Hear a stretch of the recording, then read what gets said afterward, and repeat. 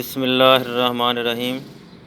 मेरा नाम मोहम्मद अमजद है और ये हम लेक्चर आपको गवर्नमेंट डिग्री कॉलेज चीचावदनी की तरफ से भेज रहे हैं। ये क्लास 4th ईयर स्टैटिस्टिक्स का लेक्चर है। चैप्टर नंबर 14 हम पढ़ रहे हैं। इससे पहले हमने काफ़ी चीज़ें पढ़ ली हैं, तकरीबन हाफ से ज़्यादा चैप्टर जो हो गया है। और हमने देखी थी इसकी कुछ टाइप्स देखी थी सैम्पलिंग की, प्रोबेबिलिटी और नॉन प्रोबेबिलिटी सैम्पलिंग की शक्ल में। तो प्रोबेबिलिटी पहले हम first of all probability sampling पढ़ रहे हैं। प्रोबेबिलिटी सैम्पलिंग की दो टाइप्स आपने पढ़ ली हैं, एक है सिंपल रैंडम सैम्पलिंग, दूसरी थी स्ट्रैटिफाइड रैंडम सैम्पलिंग। इसकी एग्जांपल भी हमने सॉल्व कर ली है। और अब आगे जो है कुछ और जो है 7 तक जो जाती हैं, कुछ और टाइप्स हैं प्रोबेबिलिटी सैम्पलिंग की। तो ये इनके जो है क्वेश्चन वगैरह तो आपके सिलेबस में नहीं है, सिर्फ इसकी डेफिनेशनें हैं, तो आप उनको डेफिनेशन को जो है कर लीजिएगा। सबसे पहले तो है सिस्टमेटिक सैम्पल। सिस्टमेटिक सैम्पलिंग तो है ये आपकी बुक का जो है पेज नंबर जो है 21 बनता है। पेज नंबर यहाँ मैं लिख देता हूँ, पेज नंबर जो 21 है। तो पेज नंबर 21 के ऊपर आप देखें इसकी डेफिनेशन क्या है। A sample of size n is defined to be a systematic random sample if it is obtained by choosing one unit at random from the first k units and thereafter selecting every kth unit after the n units in the population have been serially numbered from 1 to n। यानी इसका तरीकाकार क्या है, आसान लफ्ज़ों में आपके पास sample unit जो है आपने क्या करना है, उनको आपने सबसे पहले उनको जो है अपने सीरियल नंबर को दे देना है 1 2 3 4 की शक्ल में। फिर इस तरह हम सैंपल ड्रा करेंगे। जैसे हमारे कॉलेज की एग्जांपल ले लें आप, कॉलेज के तकरीबन तमाम स्टूडेंट जो है उनको हम रोल नंबर अलॉट करते हैं। तो रोल नंबर हम पहले उनको अलॉट कर देंगे। रोल नंबर अलॉट करने के बाद फिर हम देखेंगे हमने कितना साइज़ का सैंपल लेना है। तो सबसे पहले तो हमें बताया जाएगा कि आप 20 का, 40 का, 10 का सैंपल लें, तो सैंपल साइज़ होगा n हमारे पास ये।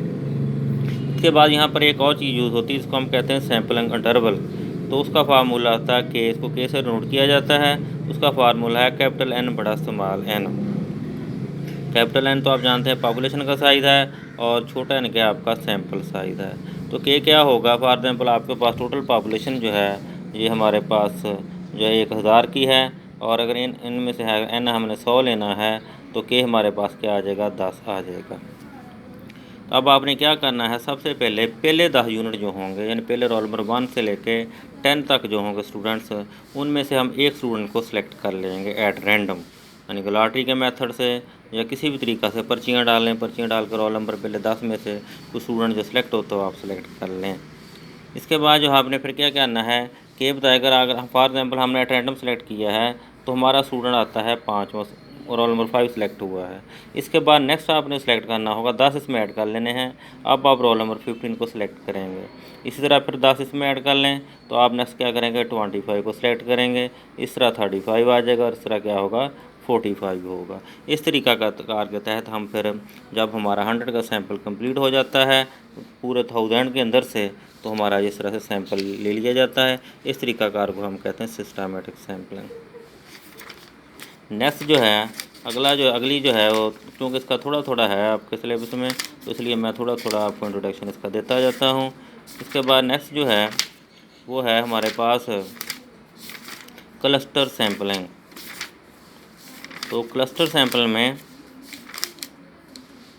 यह आपके पेज नंबर जो है 22 के ऊपर दिया गया है। A random sample is used to be cluster sample if it consists of first selecting at random group of individual units called clusters into which a population can be divided, and then including in the sample either all the units from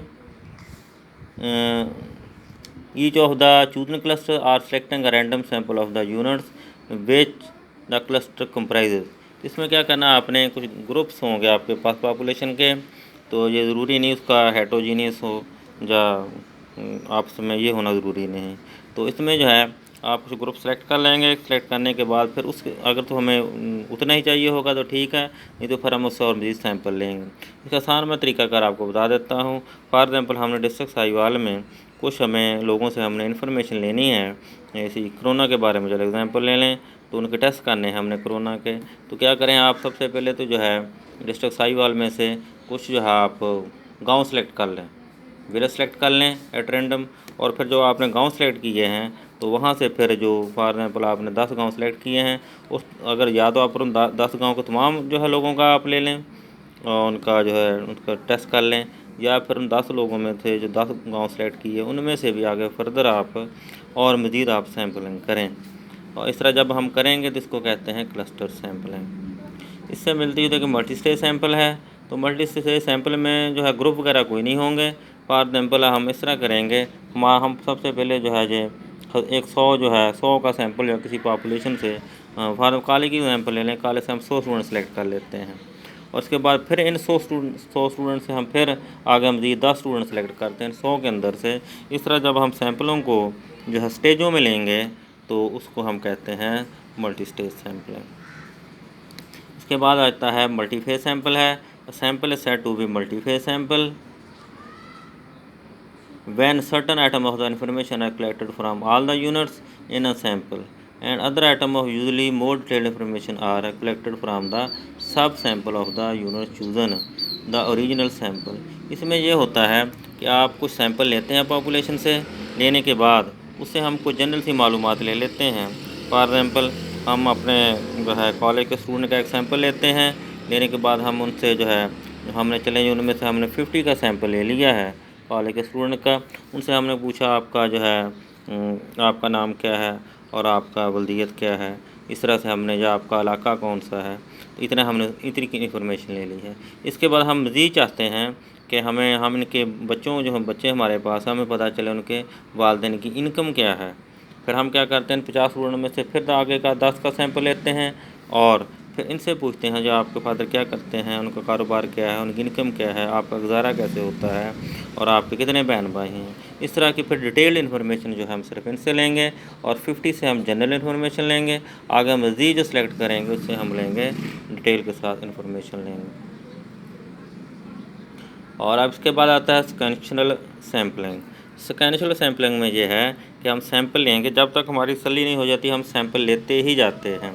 for example आप देखना चाहते हैं कि जो है ये कुछ आप बल्ब देखना चाहते हैं कि जो है इलेक्ट्रिक बल्ब वो कैसे हैं, कित अच्छे हैं क्या नहीं हैं, तो आप क्या करते हैं सबसे पहले उसको वैसे चेक करना जो बने हुए ख़राब हैं सही हैं।